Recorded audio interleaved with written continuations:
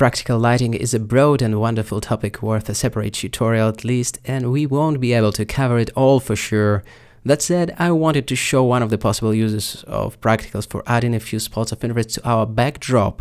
Even though we obviously cannot expect too much interaction with our HDRI environment, it's still possible to get some practicals going. So as usual, a new collection is dropped first. Now allow me to visit one of the project files with some practical light assets. Let's pick these guys, then Control C, and bring it into our scene by pasting it out with Control V. Then it can be some sort of the lamp or a bunch of lamps attached to the wall or something.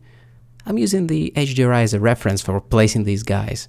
Actually, isn't that cool that we can pick a point on the sphere to help us placing such stuff?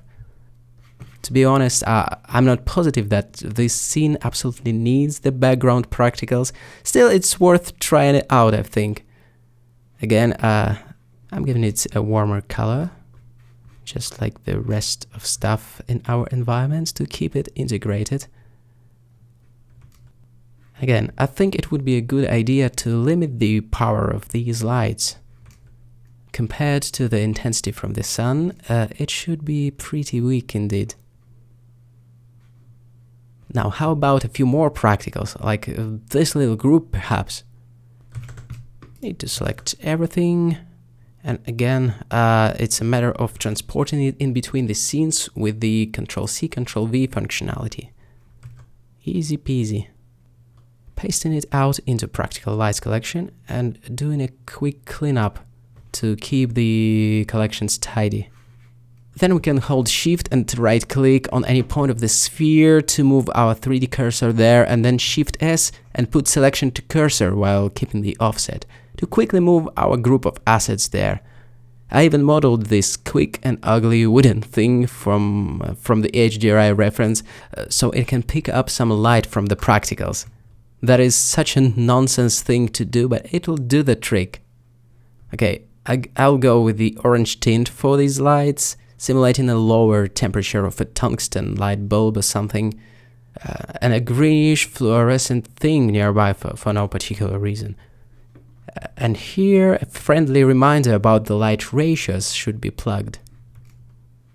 The bright practicals may look instantly attractive, but it's better be thoughtful about the relative dynamics compared to the brightest source in the scene as a reference point.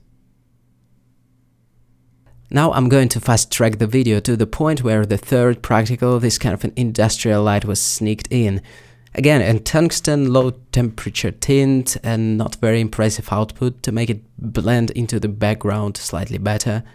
These are just a few ideas for practical lighting, which is a much broader and way more elaborate subject that we have covered here in this video. So we have played with different ideas for practical lights on both our character and the environment. I hope it gave you some ideas and sparked your interest in exploring that facet of lighting, and we can do a lot more with it, obviously, than we have shown there. I encourage you to experiment with it, and we're moving on to the atmospheric effects like haze, steam and volume light.